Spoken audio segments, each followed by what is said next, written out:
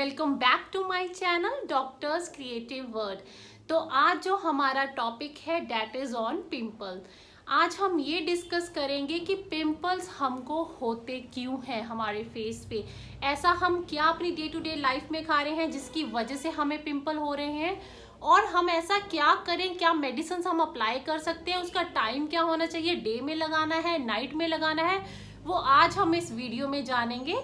तो without skipping this video आप and तक देखो ताकि आपको समझ आए कि आपके टाइप ऑफ क्रीम क्या है। जैसा आपको पिंपल आ रहा है, आपको कौन सी क्रीम सूट करेगी, आपको किसे यूज कर। दुनिया में 80% लोगों को टीनेज में पिंपल्स हो जाते हैं। इस वीडियो में मैं आपको आसान तरीका, इसको मैनेज और ट्रीटमेंट करने का सही तरीका पिंपल्स के बारे में बताऊंगी।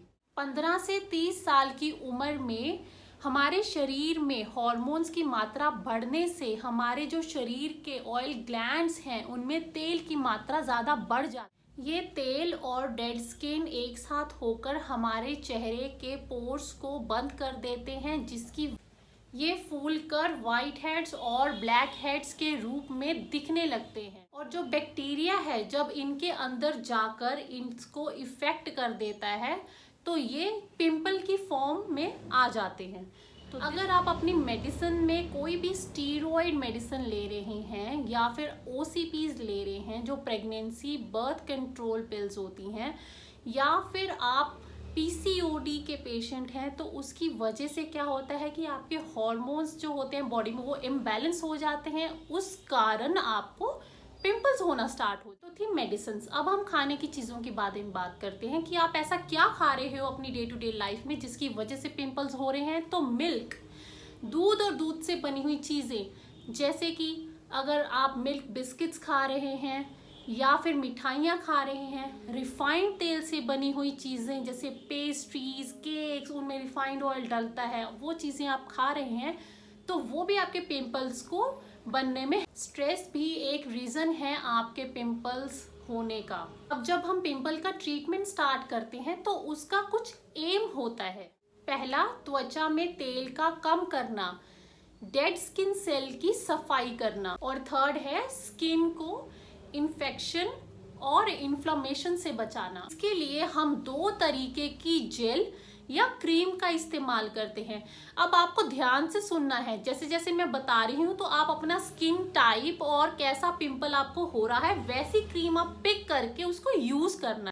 फर्स्ट इज रेटिनॉइड्स, जैसे कि retino A, benzoyl peroxidase cream and gel. ये वाली दवाइयाँ आपको इजीली केमिस्ट की शॉप से मिल जाएंगी। क्रीम्स मैं आपको बता रही हूँ, ये वाली क्रीम्स आपके स्किन में ऑयल प्रोडक्शन को कम करते हैं, आपके इलास्टिक टिश्यू को बनाने में हेल्प करते हैं और आपके डेड सेल्स को खत्म कर। और दूसरी है एंटीबायोटिक जेल।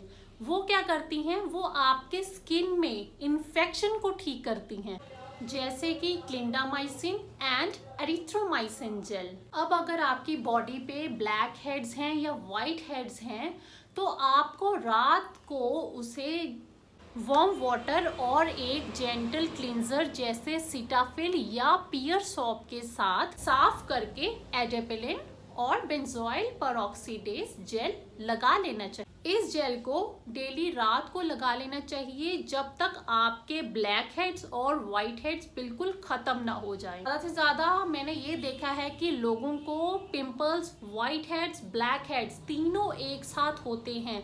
तो इस केस में हमें ये चाहिए कि हमको ऐसी क्रीम्स यूज़ करनी चाहिए जिसमें कि ऑयल कंट्रोलिंग भी हो, क्लींजिंग भी हो और एंटीबायोटिक भी हो। ऐसे में अच्छी क्रीम है डेनमार्क का डेरिवा CMS जेल, इनकॉस कंपनी का क्लीनरेड ए जेल और मैनकाइंड फार्मा का एक्नी स्टार।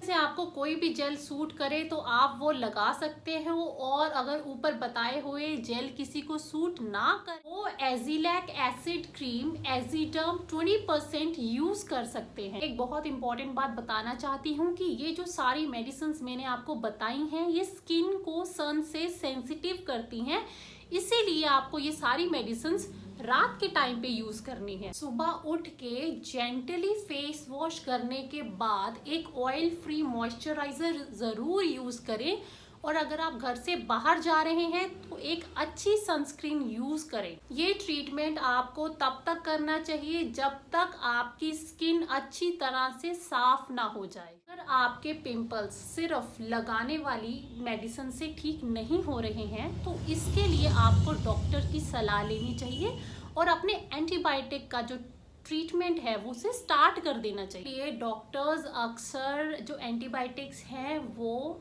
टेट्रासाइक्लिन या डॉक्सीसाइक्लिन का कोर्स आपको बताते हैं, वो कम से कम आपको 3 मंथ्स बिना रुके, उसको बिना गैप दिए करना होता है। वो बहुत ही अच्छा और इम्पॉर्टेंट कोर्स होता है।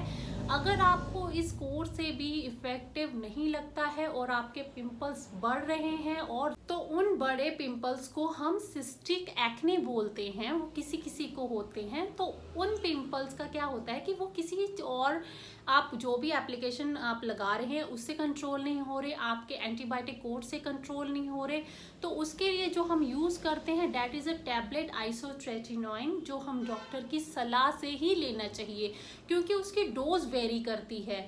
कितनी mg की आपको टैबलेट खानी है और ऊपर से कितने मंथ का ट्रीटमेंट चलेगा, कब तक चलेगा, कब तक रोकना है, तो वो सिर्फ आपको डॉक्टर ने आपको मेडिसिन बताई है। ये क्या करती है, ये बहुत अच्छी मेडिसिन है लेकिन ये आपकी स्किन को ना थोड़ा ड्राई कर देती है, तो उससे कोई डरने की बात नहीं है। और अगर किसी को लीवर की प्रॉब्लम है तो उसको ये नहीं लेनी चाहिए बिकॉज ये लीवर टॉक्सिसिटी करती है। और अगर कोई फीडिंग मदर है या कोई प्रेग्नेंट लेडी है तो उस स्टेज में भी इस मेडिसिन को नहीं, मेडिसिन आप सिर्फ डॉक्टर की ही सलाह से लें। बाकी एप्लीकेशन मेडिसिन आप यूज़ कर सकते हैं जो मैंने बताई हैं, और एंटीबायोटिक ट्रीटमेंट भी आप स्टार्ट कर सकते हैं। तो ये तो हो गया कि हमें पिंपल्स क्यों हो रहे हैं, रीज़न मैंने बता दिया, मेडिसिन मैंने बता दी। अब मैं आपको एक नेक्स्ट वीडियो में ये बताऊंगी कि जब आप, कई लोगों के क्या होता है, पिंपल्स तो ठीक हो गए लेकिन उसके बाद क्या हुआ, रेडनेस आ गई फेस पे, ब्लैक स्पॉट्स छोड़ दिए और किसी किसी को गड्ढे जैसे बन जाते हैं।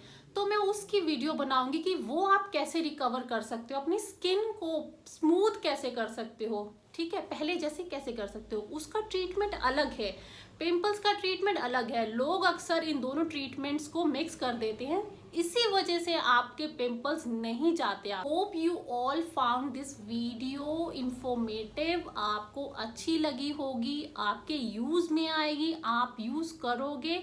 Do like, comment, share and subscribe to my YouTube channel which is doctors creative word. Thank you.